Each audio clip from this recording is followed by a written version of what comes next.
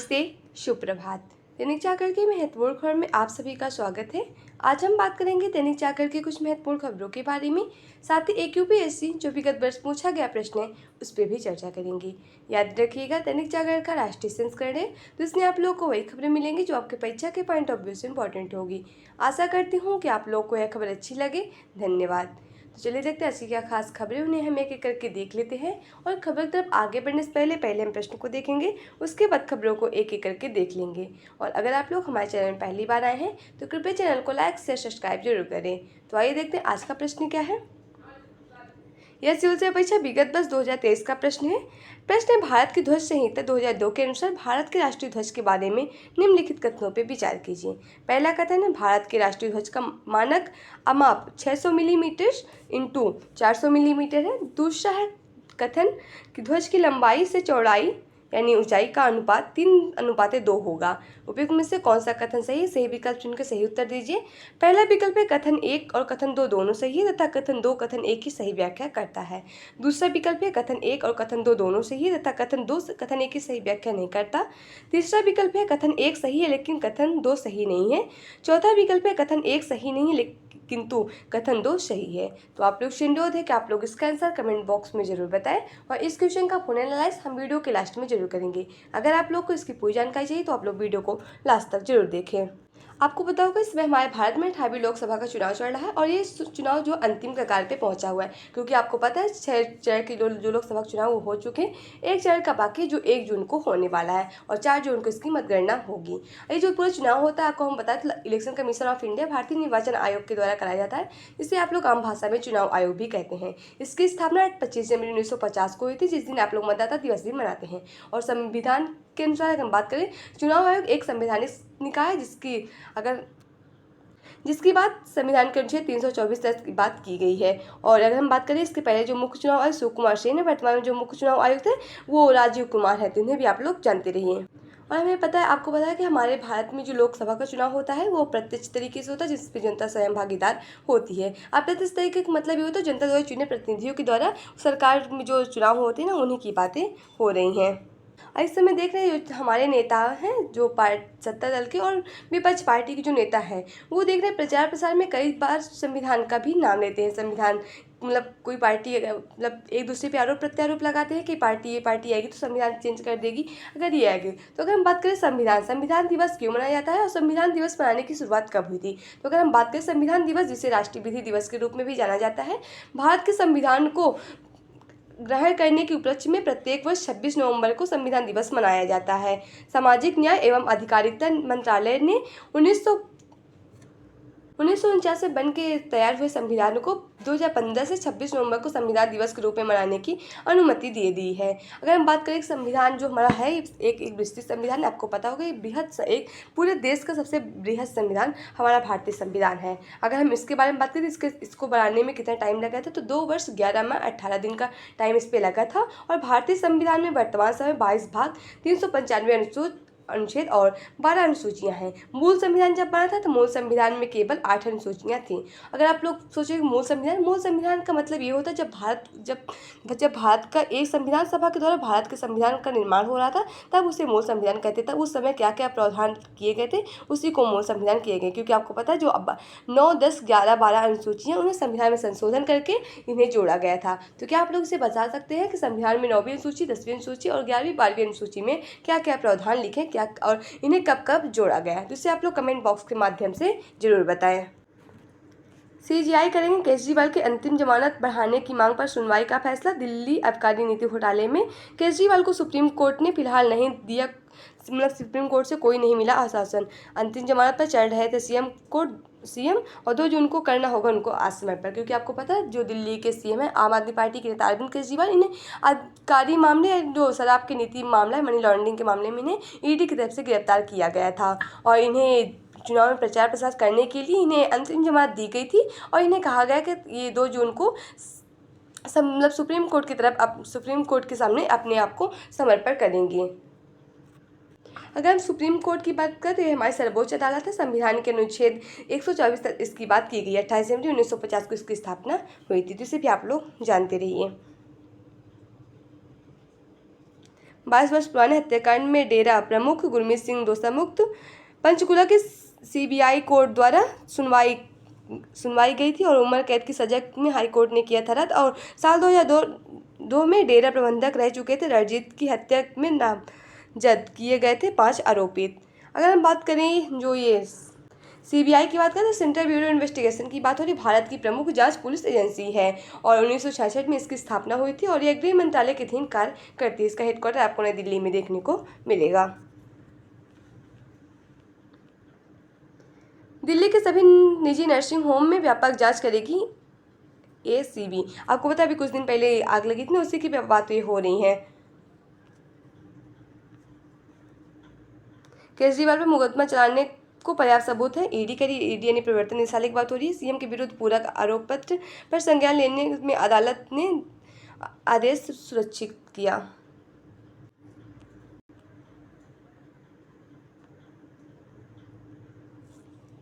एक सौ 77 प्रत्याशी लोकसभा चुनाव 2024 के 7वें चरण में है, ऐसी जिनकी आयु 61 से 80 वर्ष है। एडीआर की रिपोर्ट के अनुसार इसी चरण में 481 प्रत्याशी की आयु 41 से 60 वर्ष हो गई है। आपको पता है इस समय 18वीं लोकसभा चुनाव चल रहा है और 1 जून को इसका जो अंतिम चरण का चुनाव होगा 7वें चरण का वो संपन्न हो जाएगा। इसके बाद 4 जून को मतगणना होने के बाद नई सरकार सामने आएगी। अब हम लोग इसका इंतजार करते हैं कि भविष्य में कौन सी सरकार सामने आती है। अब देख रहे हैं वही पूरा आप लोग को यहाँ पास इलेक्शन से जुड़ी खबरें मिलेंगी। इसमें जब तक ये इलेक्शन खत्म नहीं होता तब तक वही एक नेता का बयानबाजी चलेगी। अगर आप लोग इसमें इंटरेस्ट हो तो पढ़ी, ना तो कोई बात ही नहीं। हम भारत की कनेक्टिविटी परियोजनाओं के खिलाफ नहीं, अमेरिका कह रहा। अमेरिका राजदूत गर्जेटी ने कहा, चाबहार पर भारत और ईरान के बीच हुए समझौते का विवरण का इंतजार है। ईरान को आतंकवाद घोषित करने वाला देश मानता है अमेरिका उसे पर लगा चुका है तमाम प्रतिबंध। आपको पता है अभी कुछ दिन पहले भारत और ईरान के जो चाबहार पोर्ट है उस पर भारत और ईरान का 10 साल का समझौता हुआ है, उसी पे लेकर अमेरिका का बात चल रही है। मिजोरम में भारी वर्षा के बीच पत्थर की खदान ढहने से 17 लोगों की हुई मौत। चक्रवात रेमल के प्रभाव से हो रही है बारिश। आइजोल में कई जगह में भी भूस्खलन का मतलब जो जमीन का धंसना होता है उसकी। आपको पता है भी कुछ दिन पहले रविवार को पश्चिम बंगाल और बांग्लादेश के एक तटीय क्षेत्र में रेमल एक चक्रवात आया था जिसका नाम रेमल रखा गया था और एक चक्रवाती तूफान है। और रेमल नाम इसे रखने वाला जो देश है उसे ओमान ने इसका नाम रेमल रखा था जो चक्रवात इस बार आया है। इससे कई क्षेत्र प्रभावित भी हुए, जैसे उड़ीसा हो गया, पश्चिम बंगाल हो गया, बांग्लादेश हो गया। ये क्षेत्र काफ़ी प्रभावित है। इन क्षेत्र में काफ़ी ज़्यादा बारिश होने की संभावना जताई जा रही है। बढ़ती निगरानी से साइबर धोखाधड़ी के सामने आ रहे अधिक मामले साझा कर रहे हैं। गृहमंत्री बोले, पिछले 1 साल में साइबर धोखाधड़ी की 27 लाख शिकायतें दर्ज की गई। आप लोग से भी अनुरोध है कि आप लोग भी इसे साइबर अटैक जो भी होते साइबर क्राइम, उन लोग से बच के रहिए। आप लोग भी इसके प्रति सतर्क रहें। भोजशाला में जेपीआर के पुनर्वशेषों की खोज का दायरा बढ़ गया है। खुदाई के लिए नया स्थान चिन्हित, मार्किंग पर रखे गए पत्थर। आपको पता होगा ये जो मध्य प्रदेश का क्षेत्र है, यहाँ भी पहले बताया जाता है सरस्वती की मंदिर थी, मूर्ति थी, उसे तोड़कर मस्जिद बनाया गया था। यहीं पास वही हिंदू मुस्लिम का विवाद चल रहा है।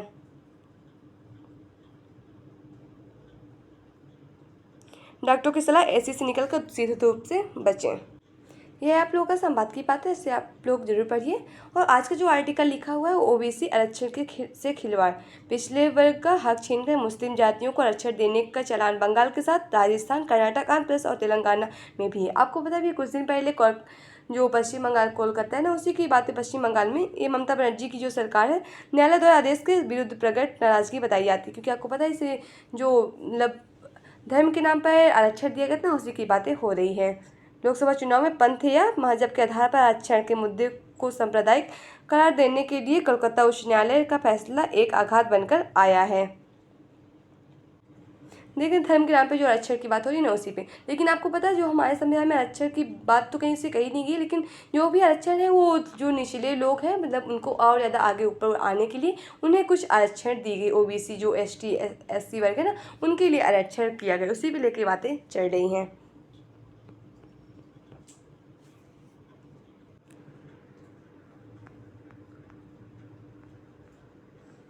चुनाव नतीजों से पहले भारत बाजार में आई स्थिरता। सेंसेक्स 220 तो निफ्टी 400 अंक गिरकर बंद हुआ। दोनों बाजारों में पिछले 3 माह में आई थी गिरावट। विशेषज्ञों का कहना है परिणाम आने तक बाजार में इसी तरह से माहौल दिखेगा और इसके इन्वेस्टमेंट ने कहा कि अगले 1.5 वर्षों में नई ऊंचाई छू सकता है बाजार। अब देखिए इसमें हमारे देश में चुनाव का माहौल चल रहा है क्योंकि लोकसभा का चुनाव चल रहा है। तो जो तिमाही में 7.4% रहेगी विकास दर। SBI के मुताबिक 8% के स्तर को छू सकती है वित्त वर्ष 2023-24 की आर्थिक विकास दर और डीजल खपत के साथ दोपहिया वाहनों की बिक्री में बढ़ोतरी ग्रामीण अर्थव्यवस्था को मजबूती होती स्थिति को दर्शा रही है।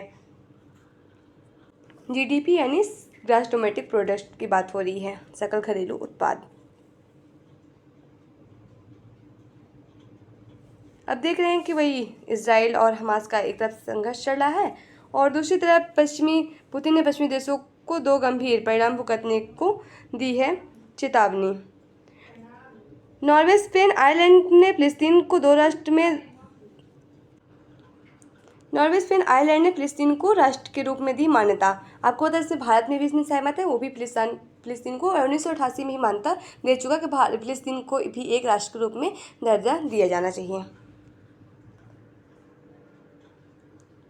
भारत के बलिदानी शांति रक्षक धनंजय को मरणोपरांत मिलेगा संयुक्त राष्ट्र पदक। कांगो में सेवा देते हुए बलिदान हुए थे नायक धनंजय कुमार सिंह और धनंजय समेत 64 सैनिकों को कल सम्मानित करेंगे शरा महासचिव। अगर हम संयुक्त राष्ट्र बताएं UN यूनाइटेड नेशन की बात हो रही है, 24 अक्टूबर 1950 में इसकी स्थापना हुई थी। न्यूयॉर्क में इसका हेडक्वार्टर आपको देखने को मिलेगा।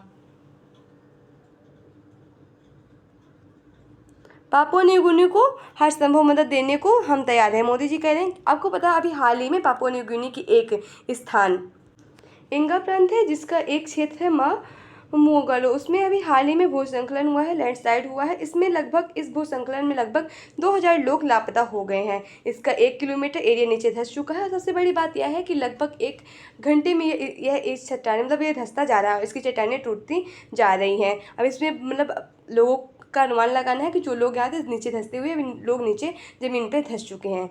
अगर हम बात करें जो एंगा प्रांत है, ये सबसे महत्वपूर्ण है कि पूरे विश्व में ये इतना महत्वपूर्ण है कि पूरे विश्व में तीसरे नंबर पर जहाँ जैव विविधता पाई जाती है वो तीसरे नंबर पे आता है। पहले नंबर पे अमेजॉन वर्षा वन आता है, दूसरे में कांगो वर्षा वन आता है, तीसरे में एंगो प्रांत वर्षा वन आता है। वर्षा सबसे ज़्यादा वहीं होती है जहाँ सुंदरबन सबसे ज़्यादा पाए जाते हैं, वहाँ सबसे ज़्यादा वर्षा होती है। आपको पता होगा अभी अगले वर्ष यानी 2023 में जो हमारे भारत के प्रधानमंत्री हैं उन्हें पापुआ न्यू गिनी का जो सबसे सर्वोच्च पुरस्कार से भी सम्मानित किया गया था। उस सम्मान का क्या नाम था, जिसे आप लोग कमेंट बॉक्स के माध्यम से जरूर बताएं।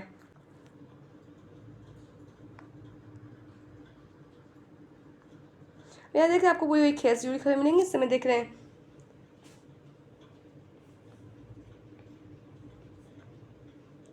यहाँ आपको परीक्षा के पॉइंट से जर्नल से जुड़ी खबर मिलेंगी, तो इसे आप लोग जरूर पढ़िए। एवरेस्ट पर पहुंचने वाले पहले पर्वतारोही बने एमंड एंड तेजिंग। 1953 में आज ही के दिन न्यूजीलैंड के एमंड हिरोरी और नेपाल के शेरपा तेजिंग नोर्गे माउंट एवरेस्ट पर पहुंचने वाले पहले पर्वतारोही बने थे। दोनों ने एवरेस्ट में 8,848 मीटर ऊंचाई शिखर पर 15 मिनट बिताए थे। इस दिन को अंतर्राष्ट्रीय एवरेस्ट दिवस के रूप में भी मनाया जाता है। सांप जितना छोटा होगा उसके काटने की आशंका उतनी ही ज़्यादा होती है। भारत के हर साल सांप काटने के 46,000 लोगों की मौत होती है और करीब 146,000 लोग विकलांग हो जाते हैं। सांप दर से इतनी बड़ी आबादी प्रभावित होने के बावजूद सांप के बारे में जानकारी अभी भी बहुत कम है। भारत ही नहीं बल्कि वैश्विक स्तर पर भी इस पर बहुत कम शोध हुआ है। आखिर सांप काटते क्यों हैं, यह जानने के लिए ब्राज़ील के वैज्ञानिकों ने अनोखा प्रयोग किया है। सर्पदंश जो सबसे ज़्यादा जहर झेलने वाला ब्राज़ील दुनिया का चौथा सबसे बड़ा देश है और 116 सांपों पर 30 बार हुआ है प्रयोग। दक्षिण अमेरिका में सबसे जहरीले सांप जकारा को चुना गया है और मादा सांप सबसे ज़्यादा आक्रामक होते हैं, ये भी बात बताई जाती है। इधर आपको मूवी जुड़ी खबरें मिलेंगी, अगर इंटरेस्ट हो पड़े तो कोई बात ही नहीं। तो ऐसी खबरें समाप्त होती है। आशा करती हूँ कि आप लोग को यह खबर अच्छी लगे। अगर खबर अच्छी लगे तो कृपया चैनल को लाइक से सब्सक्राइब जरूर करें। अगर आप लोग के पास कोई सुझाव है तो भी हम से आप लोग साझा कर सकते हैं। चलिए देखते हैं आज का जो प्रश्न है उसका हम लोग विश्लेषण देख लेते हैं। आज का प्रश्न भारत की ध्वज संहिता 2002 के अनुसार भारत के राष्ट्रीय ध्वज के बारे में निम्नलिखित कथनों पर विचार कीजिए। तो इसका सही जवाब होगा ऑप्शन डी यानी कथन 1 सही नहीं है लेकिन कथन 2 सही है। तो आइए हम लोग इसका विश्लेषण देख लेते हैं। भारतीय राष्ट्रीय ध्वज यानी तिरंगे की डिजाइन का श्रेय काफ़ी हद तक भारतीय स्वतंत्रता सेनानी पिंगली वेंकैया को दिया जाता है। भारत का पहला राष्ट्रीय ध्वज संभवतः 7 अगस्त 1906 को कोलकाता में फर्शी बागाम स्क्वायर में फहराया गया था और राष्ट्रीय ध्वज आयताकार आकार में होना चाहिए, जिसकी लंबाई और चौड़ाई क्रमशः 3:2 के अनुपात में होनी चाहिए। अनुच्छेद 51, जिसे आप लोग मौलिक कर्तव्य के नाम से भी जानते हैं, इससे आप लोग पता है क्योंकि मूल संविधान में नहीं था, उसके बाद संविधान संशोधन करके इसे संविधान में जोड़ा गया था। तो इससे आप लोग बताइए कब जोड़ा गया था मूल कर्तव्य को। और संविधान का अनुच्छेद 51 के अनुसार भारत के प्रत्येक नागरिकों का कर्तव्य होगा कि वह संविधान का पालन करे तथा उसके आदर्शों, संस्थानों और राष्ट्रीय ध्वज और राष्ट्रीय गान को भी सम्मान करें। एक व्यक्ति जो राष्ट्रीय गौरव अपमान निवारण अधिनियम 1971 के तहत वर्णित निम्नलिखित अपराधों के लिए दोष पाया जाता है तो उसे 6 वर्षों तक के लिए सांसद एवं राज्य विधानमंडल के चुनावों में लड़ने के आयोग घोषित किया जाता है। इन अपराधों में शामिल है, अगर हम बात करें कौन कौन से अपराध शामिल है जिन्हें 6 वर्ष के लिए उन्हें आयोग घोषित किया जाता है, इसमें है राष्ट्रीय ध्वज का अपमान करना, और दूसरा है भारत के संविधान का अपमान करना, तीसरा है राष्ट्रगान गाने से रोकना या मना करना। तो आज की खबर समाप्त होती है। आशा करती हूँ कि आप लोग को यह खबर अच्छी लगे। धन्यवाद।